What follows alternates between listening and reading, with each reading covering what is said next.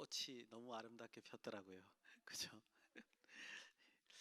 예, 시간 되시면 어, 하나님의 창조 세계를 즐기는 게 또 우리 피조물들의 또 역할이 아닌가 그런 생각도 듭니다. 그래서 아름다운 꽃을 보면서 하나님의 또 창조 질서를 생각하시는 그런 시간이 됐으면 좋겠습니다.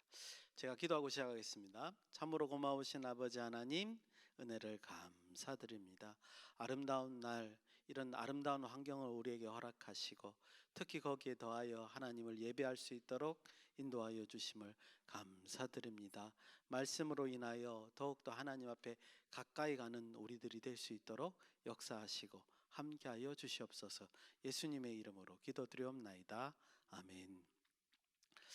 예, 오늘은 이제 출애굽기 12장 1절에서 51절까지 내용이 상당히 많긴 합니다. 그래서 제가 이걸 두 개로 나눌까 고민을 하다가 그래도 우리가 좀 다룰 것만 다루고 나머지는 요약하는 형태로 하면 어떨까 하고 한 번에 다 담아봤습니다.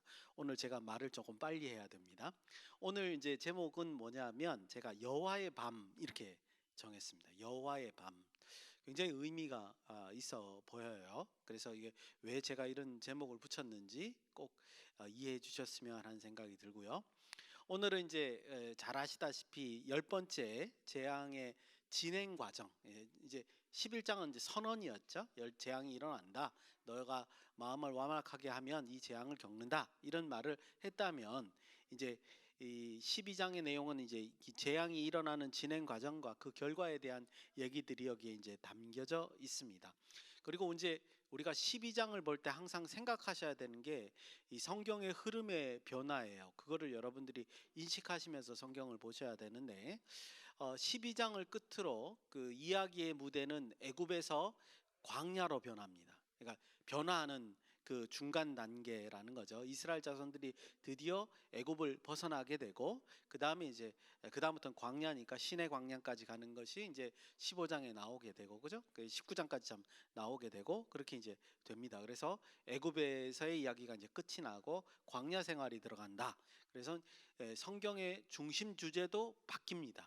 그러니까 어떤 그 하나님을 알리는 것, 여호와를 알리는 것 이것이 이제 출애굽의 중심 주제였다면 지금부터는 광야로 들어가면서 이제 오직 하나님을 섬기는 것 이렇게 이제 주제가 변하겠죠. 그런 변화들을 우리가 인식하면서 보셨으면 좋겠습니다.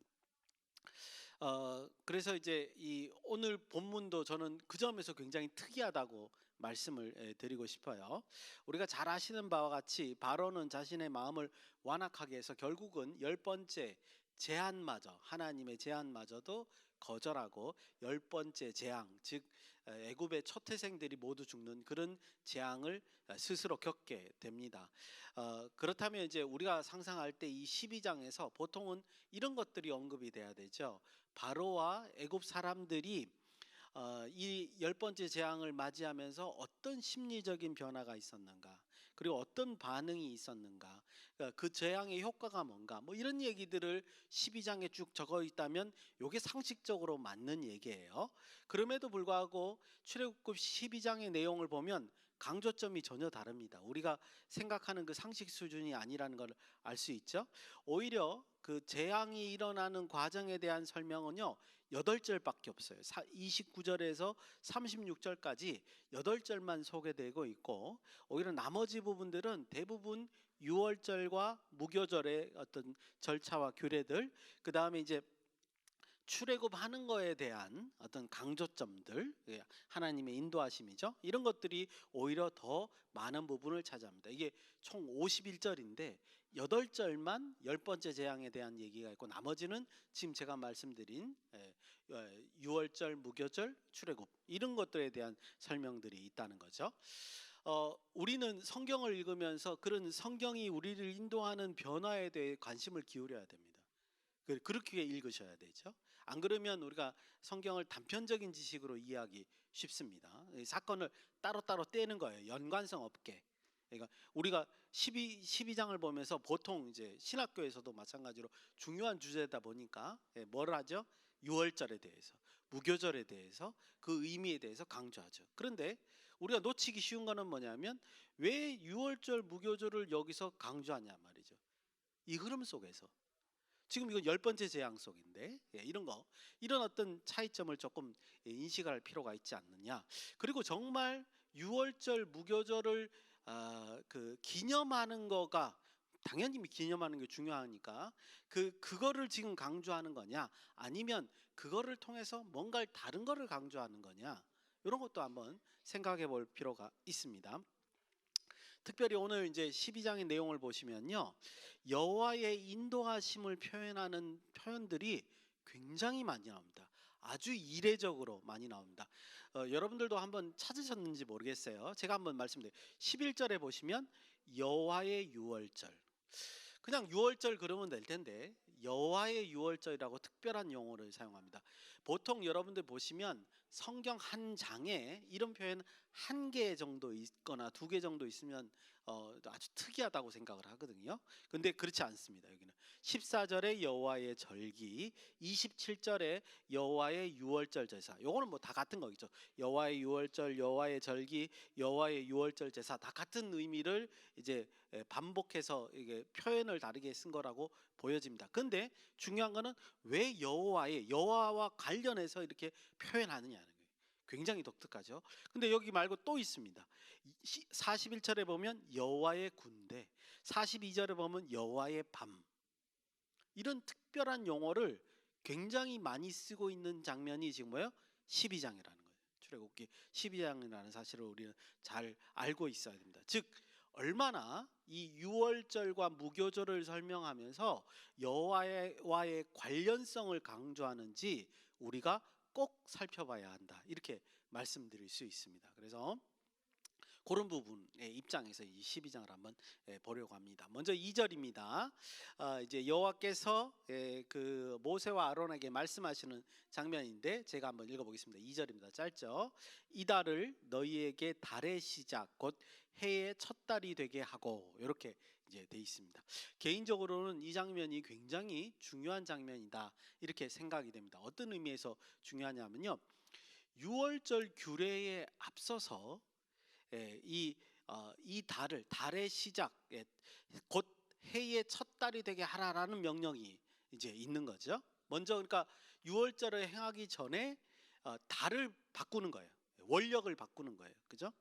그래서 해의 첫 달이란 말은 그 달이 1월 달이 되는 겁니다. 그죠? 그래서 보시면 유월절을 준비하기 시작하는 그 첫째 달이 1월 1일입니다.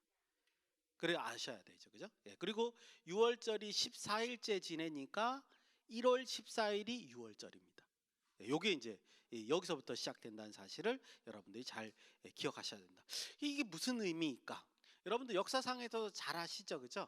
이렇게 달력을 바꾸는 거는 무엇과 관계가 있습니까?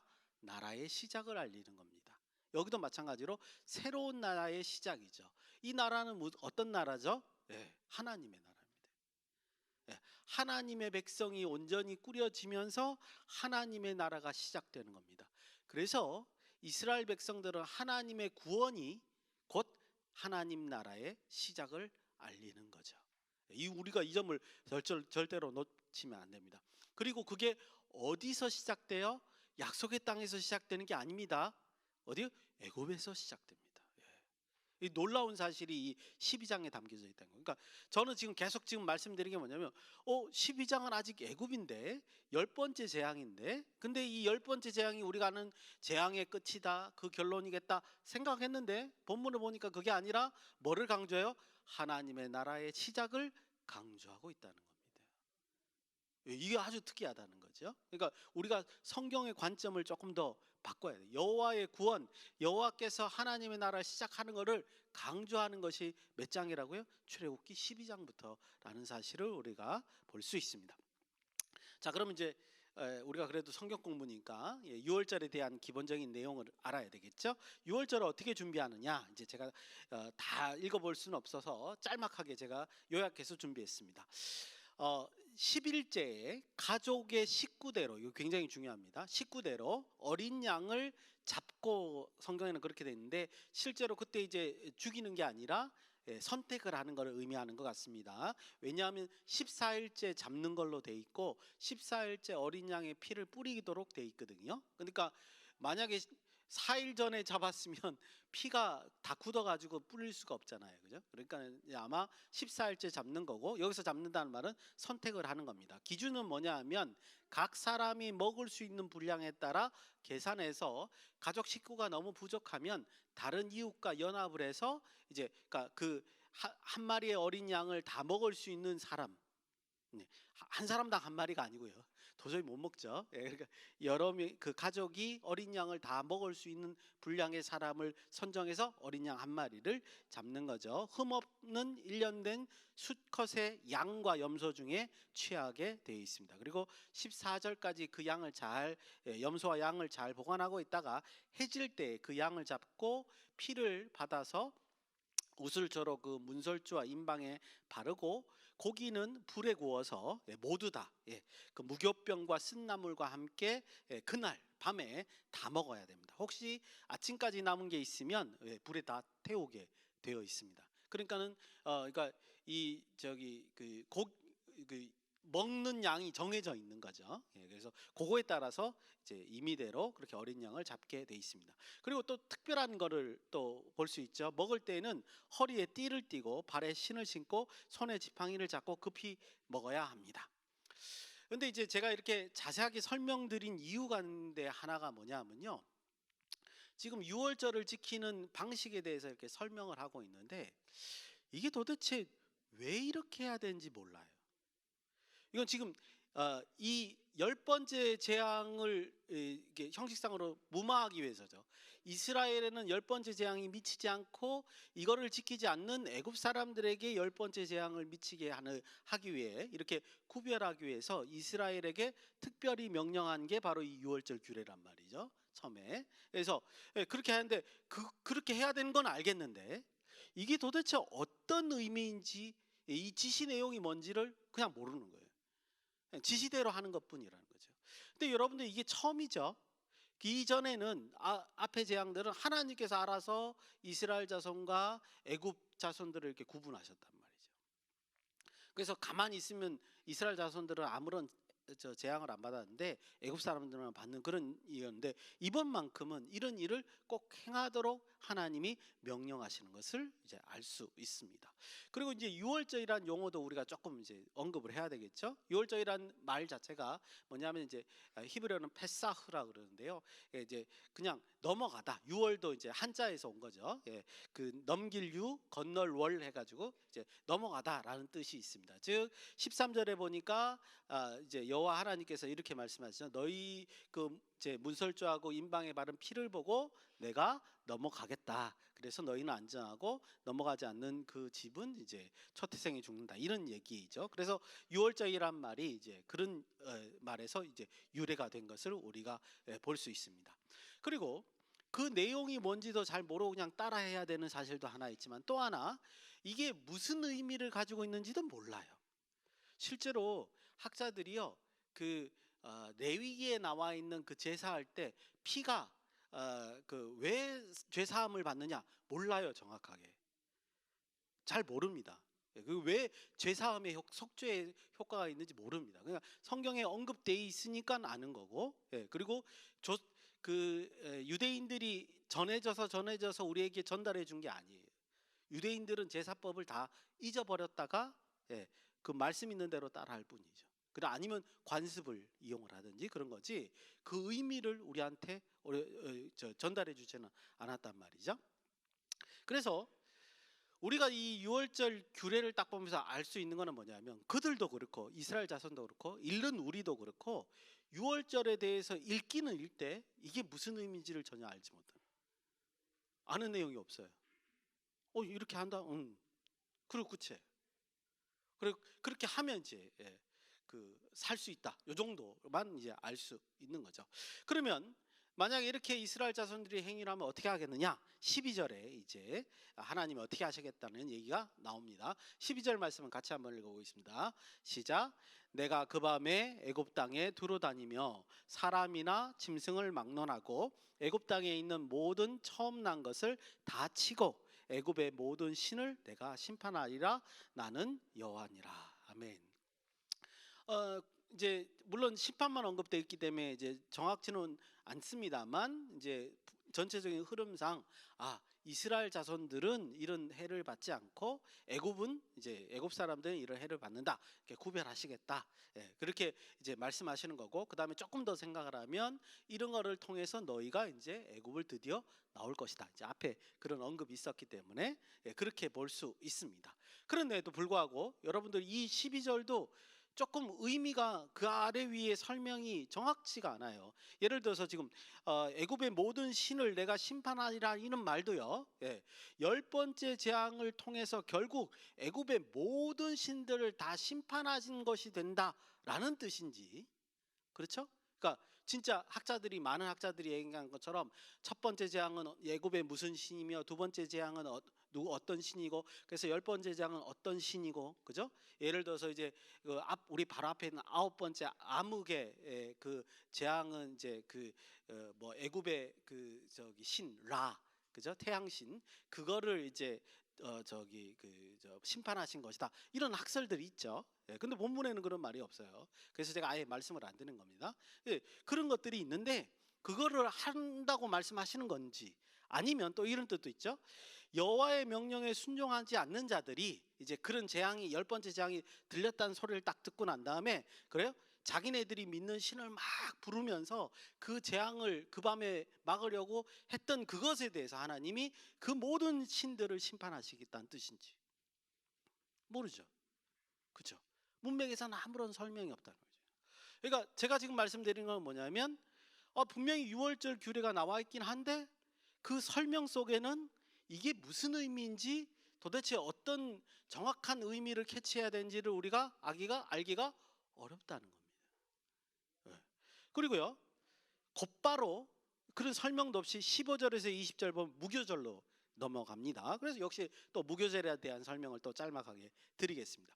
무교절은 이제 14일째 이제 6월절을 이렇게 지나잖아요. 근데 14일째 저녁부터 21일째 저녁까지 7일간 지내는 이제 절기입니다. 7일 동안에 이제 발효되지 않는, 누룩이 들어있지 않는 떡, 그 무교병을 이제 먹는 거죠. 그리고 이 무교병을 먹지 않고 유교병, 그 누룩이 있는 것을 먹었을 때에는 이스라엘 백성에서 끊어진다는 경고를 두 번씩이나, 이 짧은 15절에서 20절 사이에 두 번씩이나 15절과 19절에 명시하고 있는 것을 볼 수 있습니다. 그리고 첫째 날, 그 14일째 되는 날이 또 성일이고요. 그러니까 안식일이죠. 그 다음에 일곱째 날도, 그러니까 21일째 되는 날도 성일로 지키고 아무 일도 하지 않아야 된다. 이렇게 또 명시가 돼 있고요.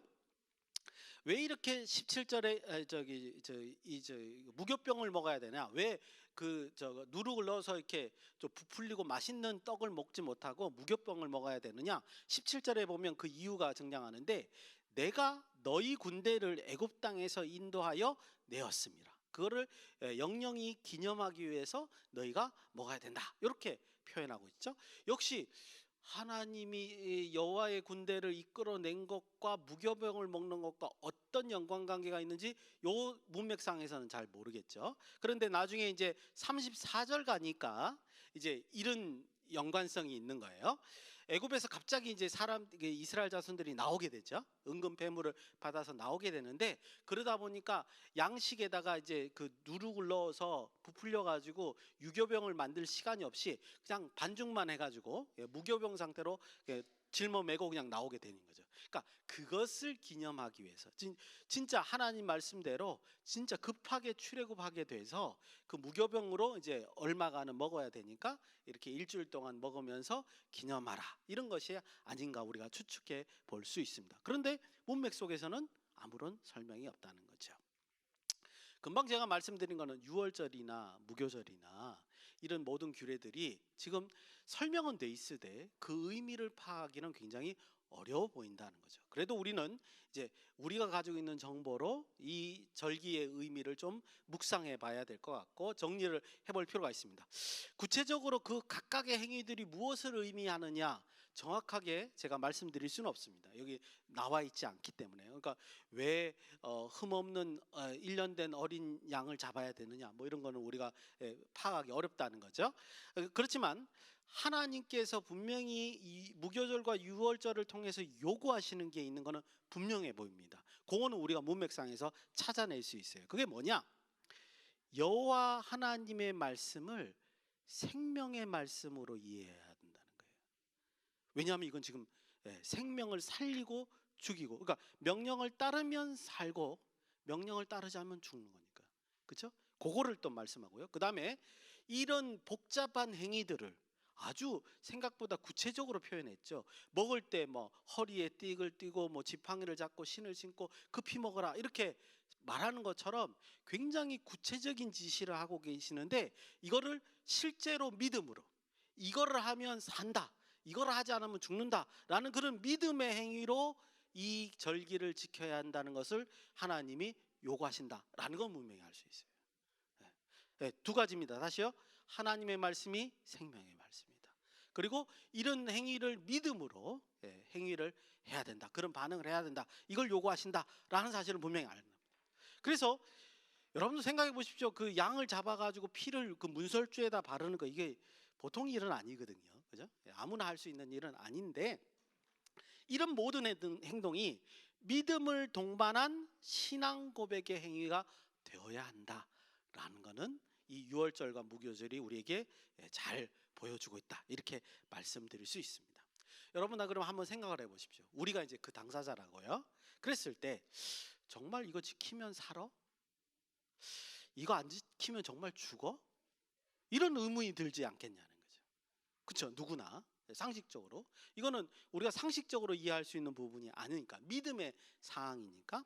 근데 그게 이스라엘 자손들뿐만 아니라 나중에 이스라엘 자손들, 가나안 땅에 들어갔을 때 이스라엘 자손들의 자손들에게도, 그리고 또 성경을 읽는 우리들에게도 그 의구심이 우리 마음속에 자리 잡을 수 있다는 거죠. 그죠? 그런데 하나님께서는 그럴 줄 알고 27절과 같은 말씀을 하십니다. 27절 우리 한번 같이 읽어보겠습니다. 이게 이제 만약에 이스라엘의 자손들이 약속의 땅에 들어갔을 때 너희한테 이 유월절이 뭐냐고 의구심을 갖고 물으면 이렇게 말해주라는 거예요. 27절입니다. 같이 읽겠습니다. 시작. 너희는 이르기를 이는 여호와의 유월절 제사라.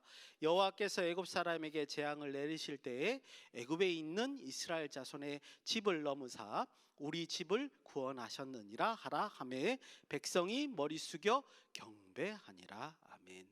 여기 이 말씀을 이렇게 전하라라고 모세와 아론이 이스라엘 백성들에게 말하니까 이스라엘 백성들이 어떻게 했어요? 머리를 숙이며 경배했습니다. 이게 무슨 의미입니까?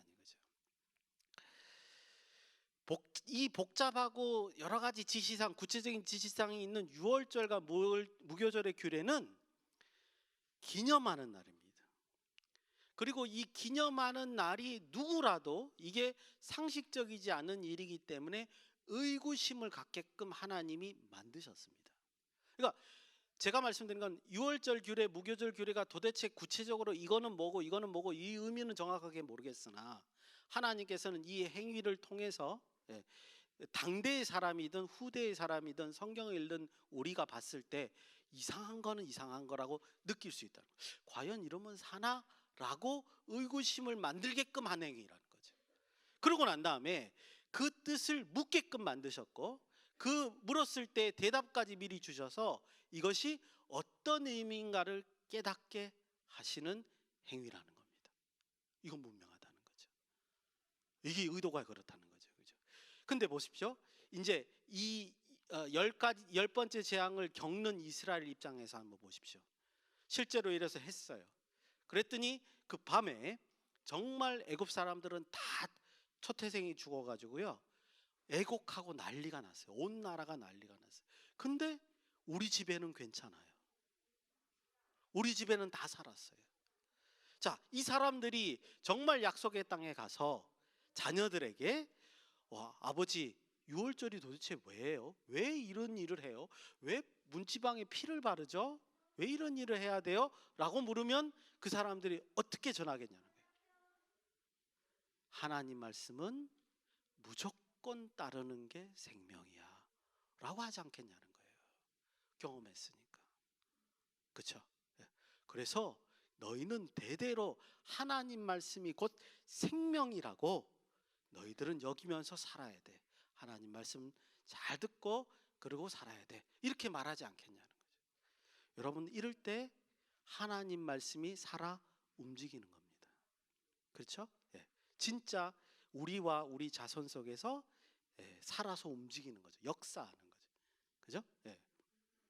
그런 의미가 아니겠냐는 거죠. 그러고 나니까요, 이제 아까 제가 말씀드렸던 이것들 이제 그 용어 반복되는 여호와에 관련된 용어들이 이해가 갑니다. 제가 하나하나 읽어드리겠습니다. 14절입니다. 너희는 이 날을 기념하여 여호와의 절기를 삼아 영원한 규례로 대대로 지킬지니라. 41절. 430년 끝에 나는 그날에 여호와의 군대가 다 애굽 땅에서 나왔은즉. 42절. 이 밤은 그들을 애굽 땅에서 인도하여 내심으로 말미암아 여호와 앞에 지킬 것이니 이는 여호와의 밤이라 이스라엘 자손이 다 대대로 지킬 것이라. 여러분들은 지금 이 제가 읽어드린 말씀들을 보시면서 여호와의 절기, 여호와의 군대, 여호와의 밤이라는 말이 어떻게 귀에 들리십니까? 그러니까 이 모든 표현들이 제가 듣기에는, 제가 해석하기에는 이런 거죠.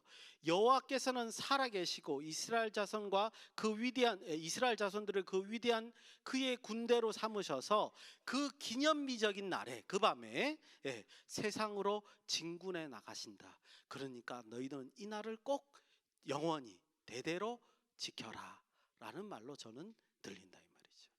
그렇죠? 종합해 보니까 이렇게 볼 수 있습니다. 그래서 왜 영원한 규례로 유월절을 삼아요? 무교절과 유월절을 영원한 규례로 삼아야 될까?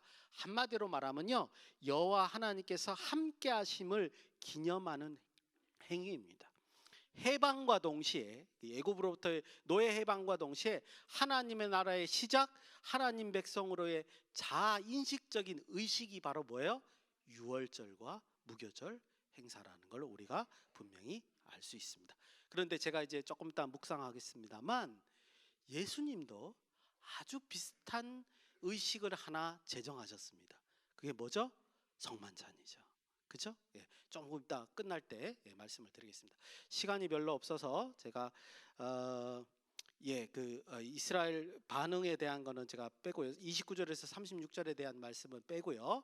그 밖에 이제 43절에서 51절 그 유월절 규례에 대한 얘기를 다시 한번 말씀을 좀 드려야 될 텐데, 앞에 유월절 규례가 있었어요. 그죠? 앞에 21절에 28절에 유월절 규례가 나왔는데 또 43절 51절까지 맨 마지막에 또 유월절 규례가 언급되고 있는 것을 볼 수 있습니다. 또 이건 뭐냐? 이렇게 이제 의심을 가질 수 있어서, 그건 아마도 이방인들과 타국인들에 대한 규례를 설명하기 위한 것이 아닌가 생각됩니다. 여러분들 38절에 보면 이렇게 돼 있죠. 이제 출애굽할 때 수많은 잡적과 양과 소와 심이 많은 가축이 그들과 함께 하였으니, 그러니까 출애굽할 때 이스라엘 백성들이 순수한 이스라엘 사람들만 나온 게 아닙니다. 그래서 이스라엘 사람들은 처음부터 순혈주의가 없습니다. 아시다시피 나중에도 이제 보시다시피 그 여호수아서에도 보면 그 저기 9장에 보면 그 저기 어디죠? 갑자기 제가 준비 안 된 멘트라서 생각이 안 나는데, 그 족속을 그냥 받아들이잖아요. 거짓말해도. 그죠? 받아들이는데 장로들이 거부를 안 하죠. 그러니까 순혈주의라는 건 처음부터 없었습니다. 이들은 이미 그 애굽에 나올 때부터 많은 사람들이 섞여 있었습니다.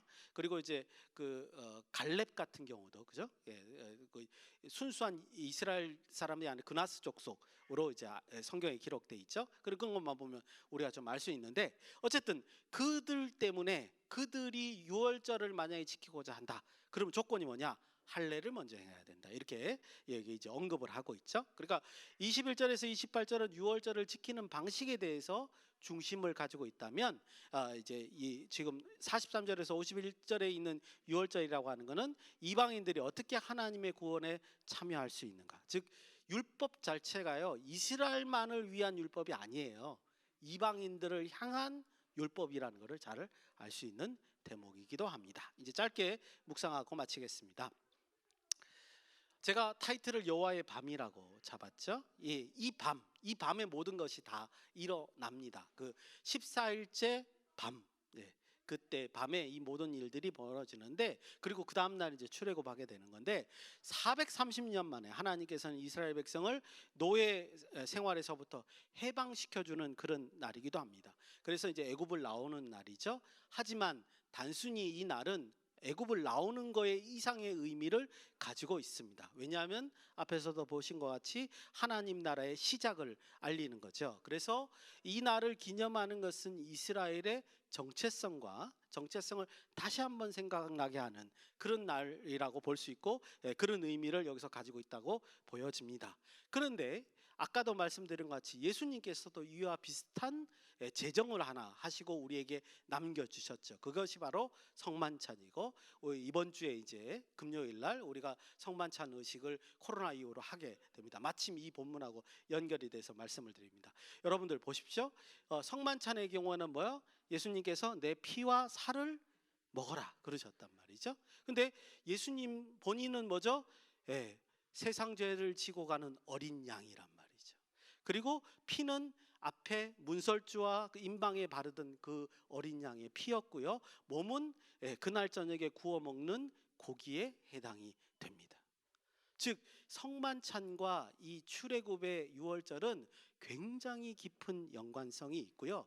예수님께서 성만찬을 세우시면서 뭐라 그러냐면 우리를 위한 새 언약이라 기념하라 하셨다는 말이죠. 즉 이 말은 동가로 말하면 이 성만찬을 지내면서 우리의 정체성을 새로 인식해야 되는 거예요. 우리가 하나님의 백성인 것을 성만찬을 통해서 밖으로 드러내야 하며, 또 우리 안으로 그것을 이제 하나님 백성이라는 걸 인식해야 된다, 이런 의미인 거죠.